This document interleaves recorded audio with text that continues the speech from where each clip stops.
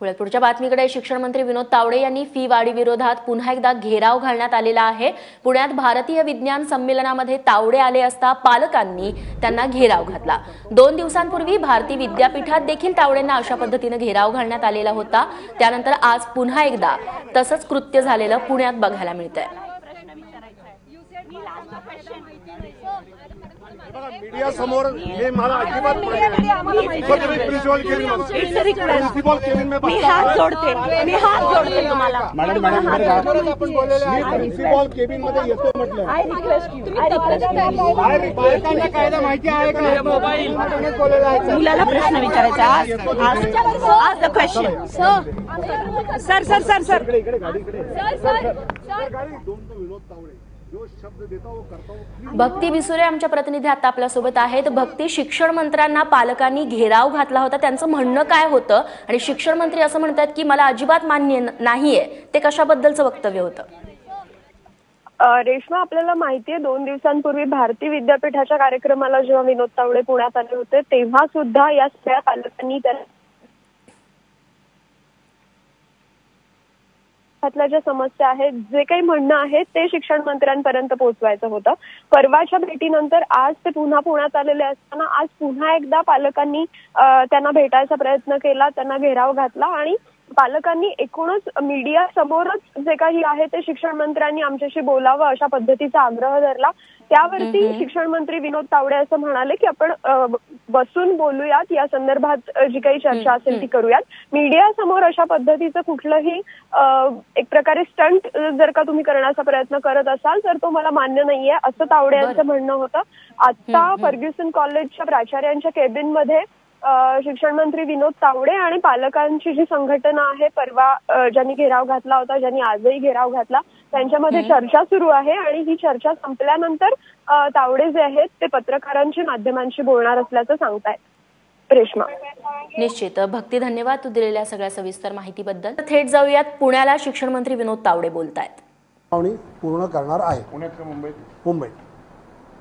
दुसरा मुद्दा, कायद्यामध्ये जी दुरुस्ती करायची आहे तर फी रेग्युलेशन कमिटीचे जे आता अध्यक्ष आहेत, रिटायर्ड जज आहेत, त्यांनाच अध्यक्ष करून आम्ही एक समिती गठीत केली आहे की ज्यांनी हा जो कायदा फी रेग्युलेशनचा पास झाला आहे त्याच्यामध्ये थोडा अजून काही कठोर ॲक्शन घेता येईल का। आता ॲक्शन काय आहे की थेट NOC काढू शकतो CBSE ICSE, म्हणजे 2,500 मुलांना एकदम कुठेतरी दुसरीकडे प्रवेश द्या हे अवघड असतं। आणि म्हणून या समितीला ज्या ज्या सूचना करायच्या आहेत त्या सूचना करण्यासाठी पुण्यातल्या पालकांचं एक 5 जणांचं शिष्टमंडळ त्या समितीबरोबर बसेल आणि कायद्यात काय दुरुस्त्या केल्या पाहिजेत याविषयी मी सांगेन। क्रमांक 3, पुस्तकांचं जे कंपल्शन केलं जातं त्यामध्ये काही पालकांना CBSE ICSE शाळेतल्या मुलांनासुद्धा SE सारखी पुस्तकं फुकट द्या असं म्हणणं आहे, जे माझ्या हातात नाही, जे त्या बोर्डाच्या हातात आहे। बालभारतीचा आम्ही देतो कारण तो राज्य सरकारचा निर्णय, पण CBSE ICSE या केंद्राचा आहे, तर तो निर्णय केंद्र घेईल। पण त्या शाळा जर पुस्तकं त्यांच्या शाळेतनं घ्यायला कंपल्सरी करत असतील तर त्याबाबत आम्ही ग्राहक पंचायतीच्या बरोबर बसून ग्राहक न्यायालयामध्ये या विषयामध्ये कारवाई शिक्षण विभाग करू शकतो, ती आम्ही करणार आहोत।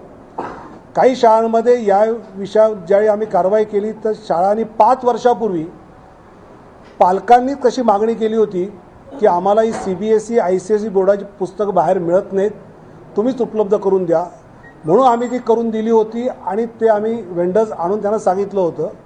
पण यावर्षी जर पालकांचं म्हणणं नको असेल तर आम्ही नाही करणार असं मुंबईतल्या काही शाळांनी म्हटलं होतं। तसं या पालकांचं म्हणणं असेल की आम्हाला कंपल्सरी करू नका, आम्ही बाहेरून पुस्तकं घेतो, तर त्या शाळांना तसा आम्ही आदेश देऊ की तुम्ही कंपल्सरी करायचं कारण त्यातलं नाही। आता विचारा।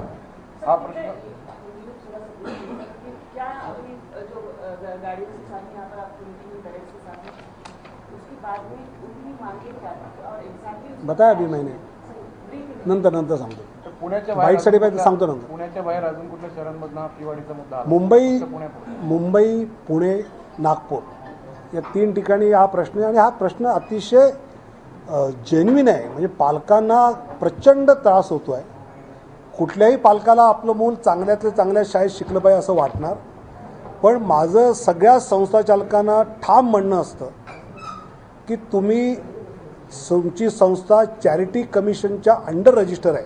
It is not a profit making business. त्यामुळे कायद्याने चॅरिटी कमिशनच्या माध्यमातून तुम्ही ही शिक्षणात काम करतात तर उद्योगासारखा 200-300% प्रॉफिट कमावणं हे चुकीचं आहे. तुम्ही सुविधा चांगल्या देत असाल तर त्याचे तुम्ही चार्जेस लावा, पण पहिलीला मुलगा प्रवेशाला येईल त्याच वेळी पुढच्या 10 वर्षामध्ये साधारण काय पॅटर्न राहू शकतो याचा अंदाज द्या. पण 5 वर्षाचा तर कंपल्सरी तुम्ही दिला पाहिजे. अशा प्रकारच्या काही गोष्टी करणं गरजेचं आहे. का अनेक वेळा पालकांची सुद्धा गफलत काय होते की शुल्क नियंत्रण कायदा जो आहे तो पहिलीपासून आहे. नर्सरी आणि ज्युनियर KGला सिनियर KGला जी फी असते ती एकदम दुप्पट होते पहिलीला आल्यानंतर. पण त्यात शासन कारवाई करू शकत नाही, कारण आमचा कायदा पहिलीपासून लागू होतो आणि पहिली ते दुसरी जाताना तुम्हाला 7.5% किंवा 2 वर्षात 15% करता येते. तिथे शासन त्यानुसार कारवाई करू शकतं. आणि त्यामुळे यापुढे नर्सरीलाच प्रवेश देताना पुढे 10 वर्ष साधारणपणे आता एका शाळेने झाली आम्ही फिल्म क्लब चालू केला आणि त्या वयाच्या मुलाला त्या प्रकारची film, documentary film, short film आम्ही दाखवतो आणि शिकवतो. हे त्यांनी शाळेमध्ये आधीच सांगितलं आणि त्याची काहीतरी 400 रुपये फी ही आम्ही वेगळी घेतो. तर असं तुम्ही काही डेव्हलपमेंट करणार असाल तर किमान पुढच्या 4-5 वर्षाची डेव्हलपमेंट ही तुम्ही पालकांना प्रवेश घेताना सांगितले पाहिजे की भाई इतकी फी असेल, ही अशी वाढत जाईल, जेणेकरून पालक त्याच वेळी विचार करेल की बा आपल्याला या शाळेत प्रवेश घेताना पुढच्या 5 वर्ष हा खर्च आहे. अन्यथा सामान्य पालकाला हे अवघड जातं अचानक 30,000 रुपये फी वाढली की. शुल्क नियंत्रण कायद्याबाबत एक महत्त्वाची अडचण अशी आहे पालकांची की त्यांना वैयक्तिक पातळीवर समितीकडे तीच आता दुरुस्ती करणार आहोत.